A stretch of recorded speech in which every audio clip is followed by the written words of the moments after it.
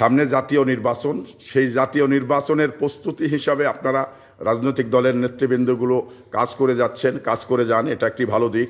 তবে কাজ করার ক্ষেত্রে মানে একে অপরের প্রতি দ্বন্দ্বে না জড়িয়ে টিকিট পাওয়ার দৌড়ে মানে মারামারি ফ্যাসাদ না করে আপনারা লবিং করে কেন্দ্রে লবিং করুন, কেন্দ্রে থেকে লবিং করে টিকিট নিন, নিয়ে জনগণের সামনে যান, গিয়ে আপনি ভোট প্রার্থনা করুন।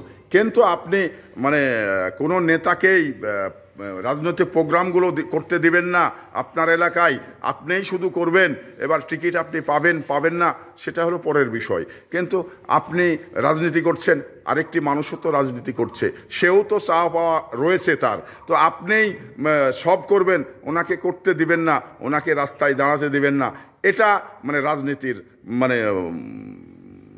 বহির্ভূত কাজ, এটা রাজনীতির ভিতরে পড়ে না। তো সেই জন্যে রাজনীতি এবং গণতন্ত্র সমন্বিত রেখেই আপনাকে কাজ করে যেতে হবে।